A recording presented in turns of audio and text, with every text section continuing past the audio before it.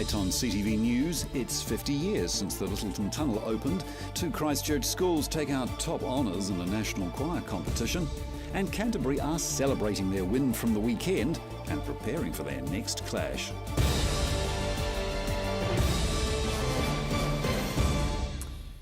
This is CTV News, I'm Grant Mangan. Environment Canterbury inspectors are tackling illegal wood burners this summer after a new report found that wood burners have been installed since 2003, despite a ban being in force.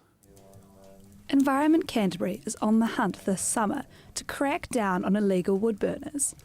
ECAN believes there may be instances of homeowners illegally installing wood burners that have not been through the normal building consent process. Following a thermal imaging hunt in July, ECAN will be hitting the streets, advising households without a valid building permit that they're unable to use the burner during prohibited periods. A report commissioned by ECAN and the Canterbury District Health Board found 6% of households have installed wood burners in new homes since the 2003 ban. 24% of Christchurch households have at least one person with breathing issues, and 5% of Christchurch homes have no insulation. With ECAN cracking down on illegal wood burners, the air is hoped to become much cleaner. The target for Christchurch is to have 3 low pollution nights by 2016 and just 1 day by 2020. Many of the breaches this year are slightly above the World Health Organization guidelines. The spokesperson for the CDHB says the number of high pollution nights is reducing each year and that this year there's just 18 recorded in Christchurch, compared with 60 in 1998. Grace Cabell, CTV News. Littleton is celebrating the opening of the new tunnel control building and the tunnel's 50th birthday, which is fast approaching. With no time to waste, the Littleton Tunnel Control building is already in action.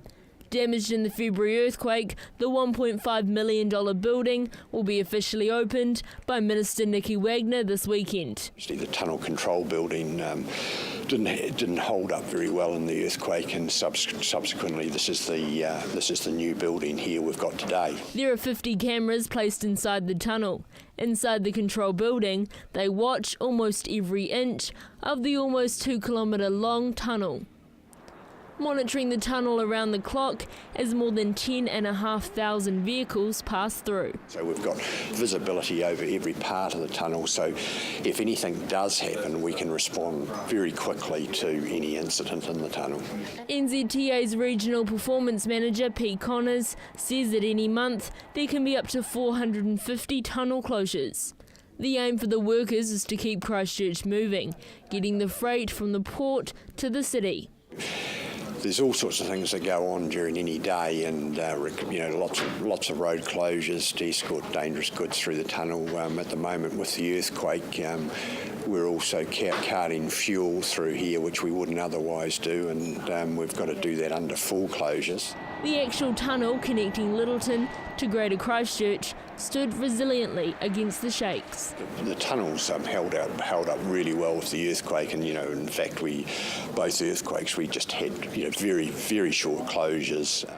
The tunnel's actual birthday was the 27th of February earlier this year, but due to construction not quite finished, the celebrations were delayed. We've had a lot going on, particularly with freight through the port, and it just didn't suit, and it was felt that it was better to combine it with the opening of the tunnel building as well. So that's why we've delayed it till now. The tunnel will be closed to vehicles, giving cyclists, skateboarders and pedestrians the chance to journey through. Entry is a gold coin donation. It's the same fundraiser held 50 years ago. The funds will also go towards the same charity, the Chomley Children's Centre.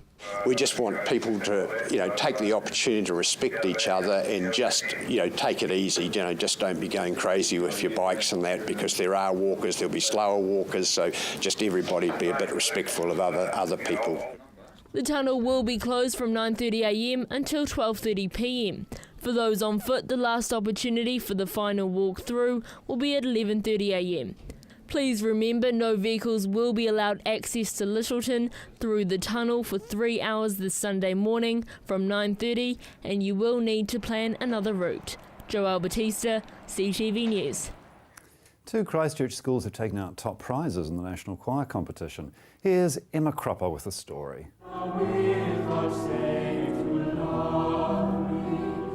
The sound of New Zealand's best secondary school choir. This combined Christ's College and St Margaret's Choir took out a gold award at the National Choir competition over the weekend. I'd say it's probably the most prestigious competition for high school students, so it was quite good to pull out the old gold award win there. Beating more than 200 choirs and thousands of singers, they came home with a gold award and winner of the best performance of a New Zealand song. To get to the finale is a big thing. The standard is phenomenal. I mean, one of the international judges from Denmark made the comment, there's nothing like this in Europe. The standard is phenomenal. This was the first time the boys' school has worked with St Margaret's College this year. We arrived in Auckland Wednesday afternoon and through a couple of workshops and actually having the pleasure of singing in St Patrick's Cathedral really helped cement the group, and they just grew as an ensemble. So to be awarded a gold award, I was delighted. I think it was just the collective sound of the entire group, that sort of the combination the guys and the girls put together just added a little bit of that extra sparkle.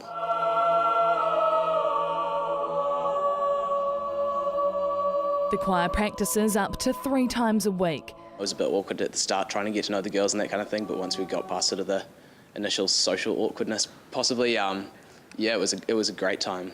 The Christ College Choir is now preparing to travel, touring around Europe for 3 weeks with an end performance at the Vatican. You start in Spain and go through a bit of France and end up in Italy, so it's quite an interesting time and everyone's looking really forward to it. These awards will now take place in the school's trophy cabinet with pride.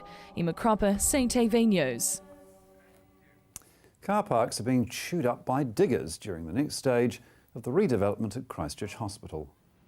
As part of its multi-million-dollar redevelopment, a new acute services building needs to be built. In the process, the hospital will lose about 150 car parks, and patients will be scrambling to find a park nearby, along with the 800 construction workers renovating the hospital. The Christchurch Press is reporting that the only parks left would be for people with disabilities, midwives, and other key staff who need access around the clock.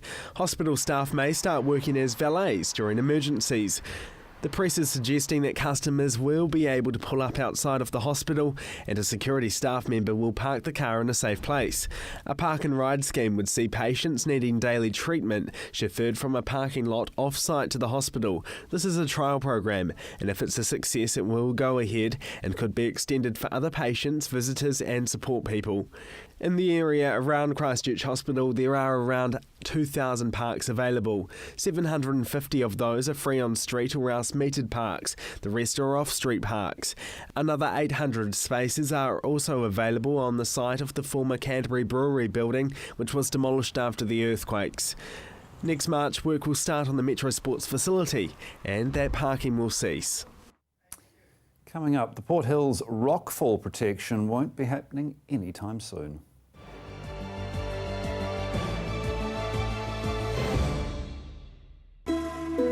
Arts 21 showcases the vast creative talent and minds that are making a name for themselves in Europe and beyond.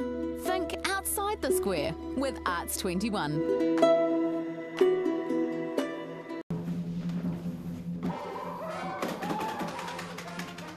Avoid the monkeys when it comes to relocating. Trust A1 Movers, a family business since 1993 that guarantees a professional job every time. We carefully handle and wrap your valued items, ensuring they have a safe journey. Secure storage and insurance options are also available.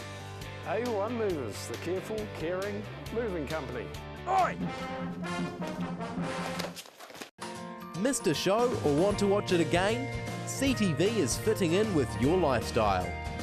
Be in control with CTV On Demand. Check out our website and follow the links, ctv.co.nz. Warm yourself up with a delicious wintry meal at Hinton's Restaurant and Vineyard. Let the flavours of the country linger in your mouth long after your plates and glasses have been cleared. Enjoy an afternoon of comfort and class with great people. Hinton's Restaurant and Vineyard. Hi, I'm Caitlin, the naturopath here at Staywell Pharmacy.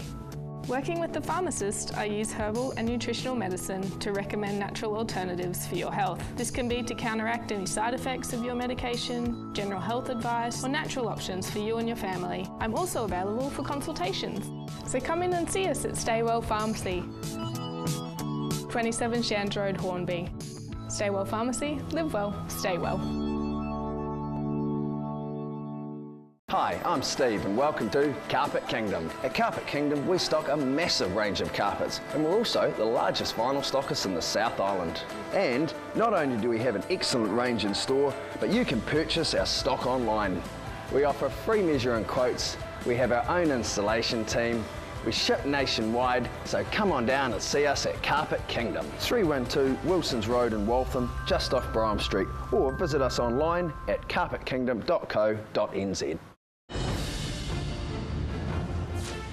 The world has a great deal to tell.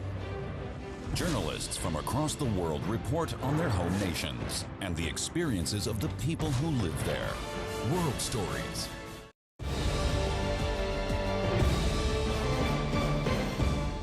After hundreds of repairs and dozens of complaints, the Ashburton District Council has allocated $1 million of funding to carry out the first stage of reconstruction work on Thompson's Track.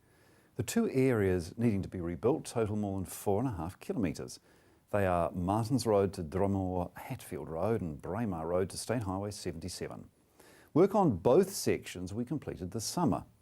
In the last 2 years, the Council has carried out more than 700 pothole repairs and received over 50 complaints on these two sections of Thompson's Track.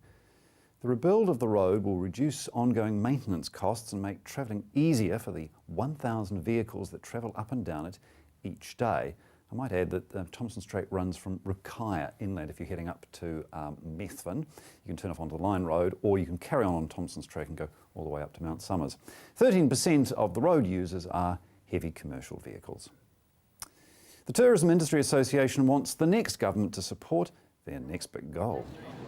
Tourism in the Waimakariri district is highest in New Zealand. The tourism industry turns over a $24 billion profit yearly.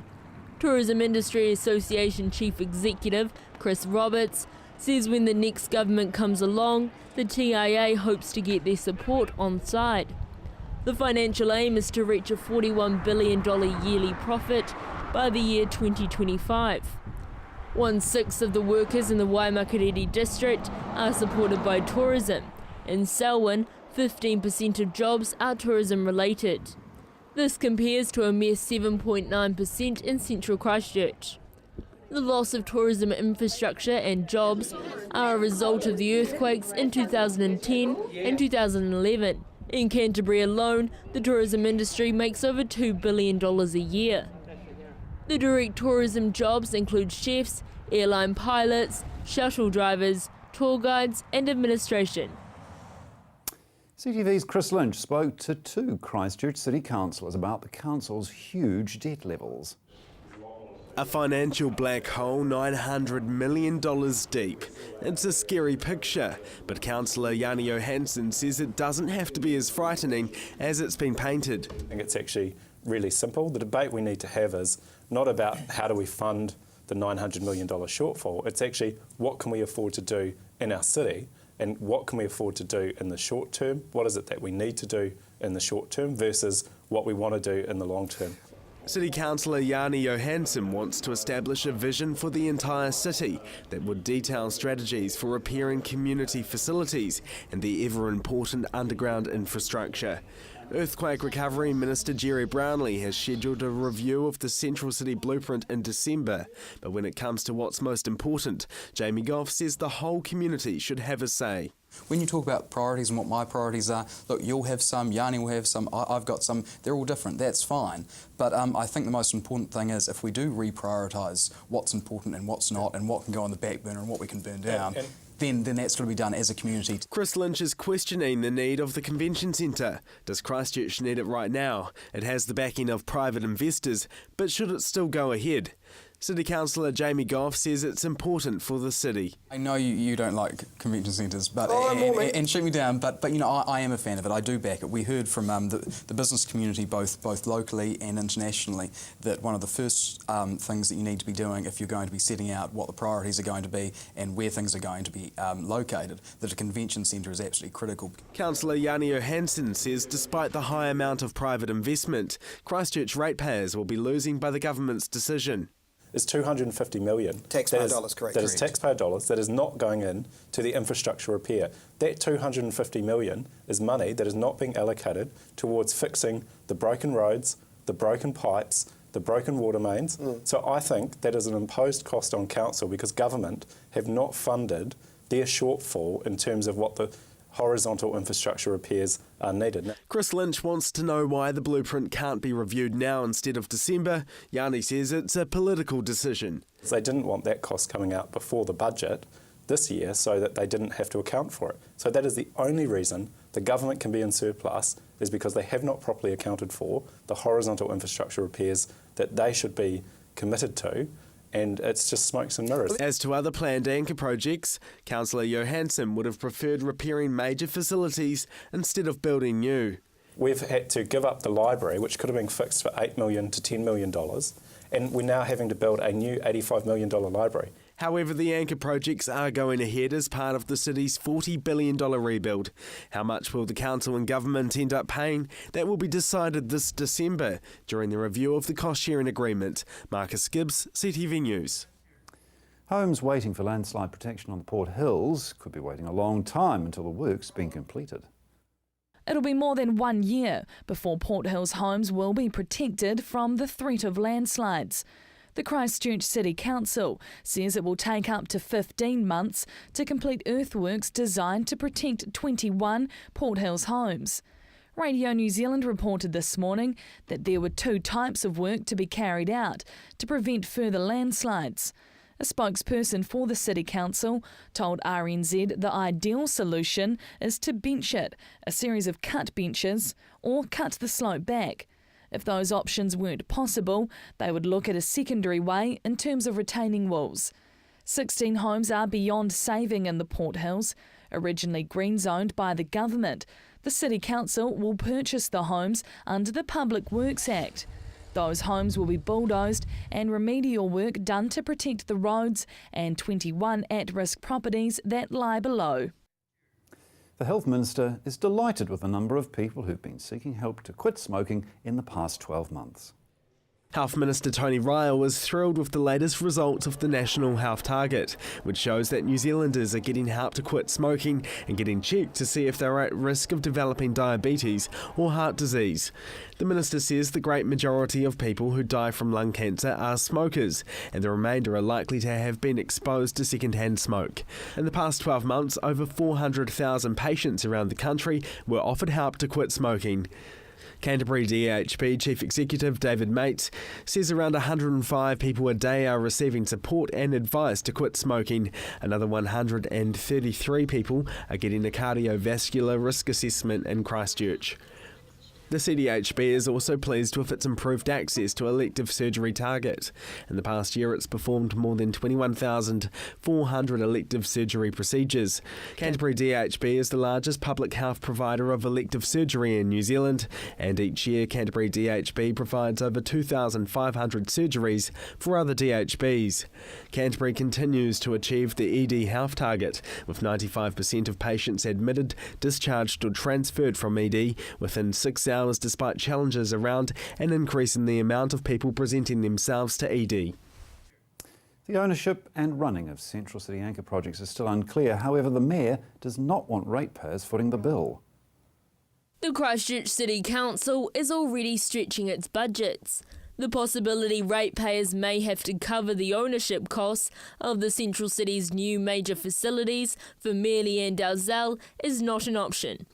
The Christchurch City Council signed the cost-share agreement with the Crown last year. The council committed $793 million towards the cost of construction for the anchor buildings in the Christchurch Central Development Plan. The Christchurch Mayor made it clear to the press, although the discussion around ownership is continuing, covering the cost is not a part of her plan. The CSA will also not be renegotiated. The bus exchange is expected to be in use in April next year. The Christchurch City Council has contributed $40 million to the project. Mayor Leanne Dalzell did acknowledge the Christchurch City Council is not the only interested party. Anchor Central City buildings, the stadium and Metro Sports facility are also still waiting for ownership decisions to be made. Still to come, Canterbury has revamped its side for its next rugby game.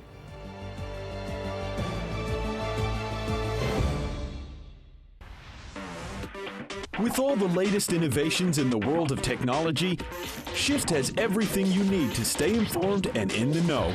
Shift, 2:15 on Monday, right here on CTV. Warm yourself up with a delicious wintry meal at Hinton's Restaurant and Vineyard. Let the flavours of the country linger in your mouth long after your plates and glasses have been cleared. Enjoy an afternoon of comfort and class with great people. Hinton's Restaurant and Vineyard.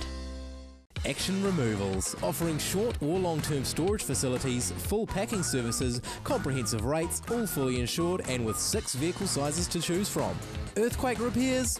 Action Removals pack, move, store and return your valuable possessions stress-free. Action Removals, a family business that has been operating in Christchurch for over 10 years. Action Removals, your one-stop removal service on time, every time. 0800 222 526. Missed a show or want to watch it again? CTV is fitting in with your lifestyle. Be in control with CTV On Demand. Check out our website and follow the links. ctv.co.nz. Undergone home renovations? Looking for that special something to complete a room? Look no further than the Hitching Post. Their extensive range ensures you can find that special something. From plasma cut metalwork to candles, artwork, weather vanes, or even a customised gate. So come on down to the Hitching Post, 722 Marshland Road. Southern News Week is an Otago-based news bulletin. Produced locally in Dunedin, it's your chance to catch up on everything that's happening in the community. Southern News Week, Saturday at 6:30 p.m. and repeated Sunday at 10 a.m. right here on CTV.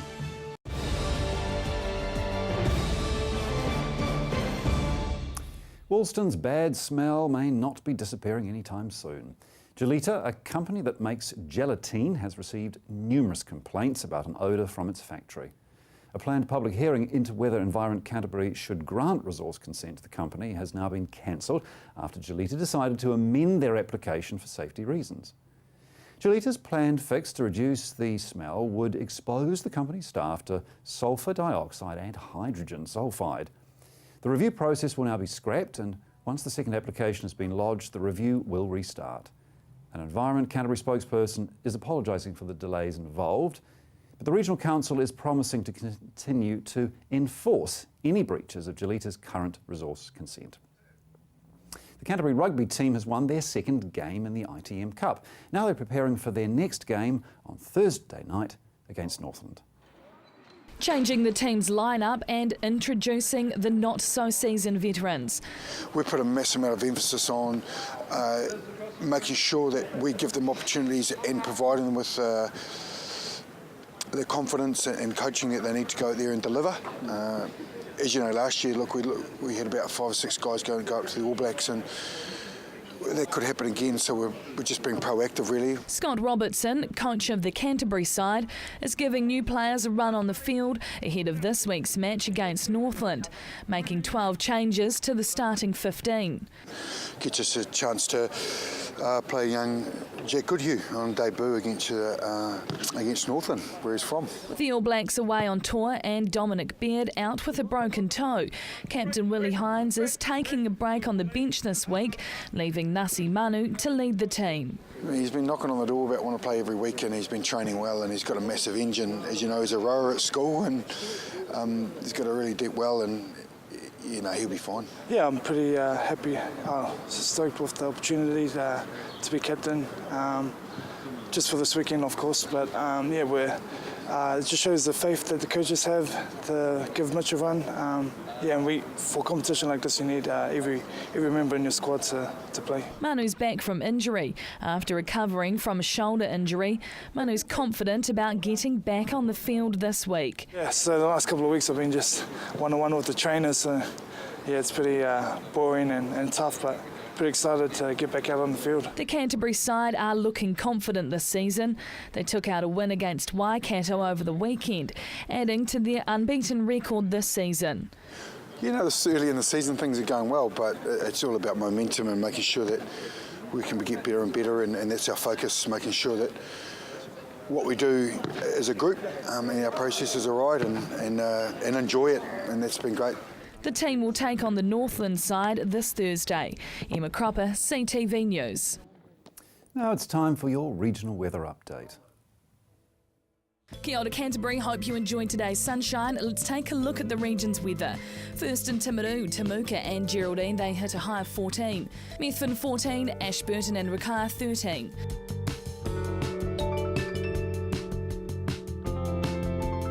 Darfield, Leaston and Ralston hit a high of just 12 degrees today.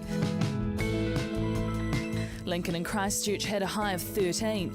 Over in Akaroa, they had a sunny but mild day on 13 degrees. In the Waimakiriri district, Rangiora, Kaipoi and Amberley hit a high of 13 degrees.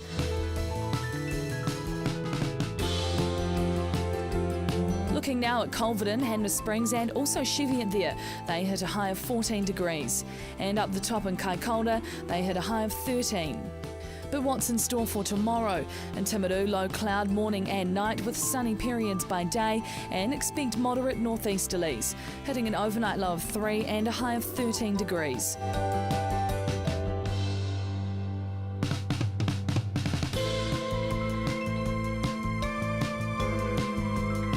In Ashburton, areas of mist or low cloud morning and night, but frosty inland. Sunny periods during the day, expect northeasterly breezes, hitting an overnight low of 3 and a high of 13 degrees.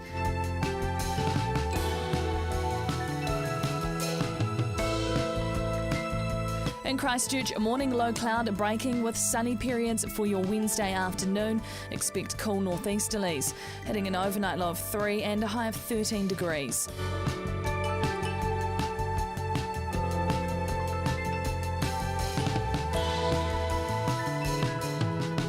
In Kaikoura, low cloud morning and night. Sunny periods by day and moderate northeasterlies, hitting an overnight low of 3 and a high of 13 degrees.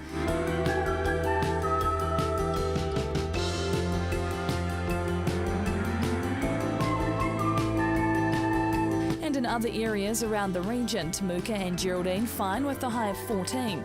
Methven and Rakaia expect cloud with a high of 13 degrees. Darfield, Leaston, Ralston and Lincoln expect cloud with a high of 13. Over in Akaroa, expect an overnight low of 3 and a high of 13.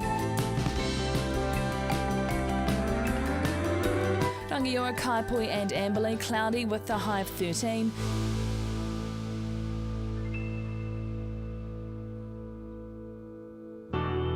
Culverden, Hanmer Springs and Cheviot fine for most parts of the day with a high of 14 degrees. And looking ahead for Canterbury, fine with high cloud increasing on Thursday and moderate northeasterlies. Mostly cloudy from Friday to Sunday with moderate northeasterly winds and becoming breezy near Banks Peninsula. A few drizzle patches possible morning and night, but mostly dry with cool temperatures. Cloud breaking and sunny periods increasing on Monday with light to moderate northeasterlies. And that is all for your region's weather. Enjoy the rest of your evening. And that's CTV News for Tuesday. I'm Grant Mangan. Good night.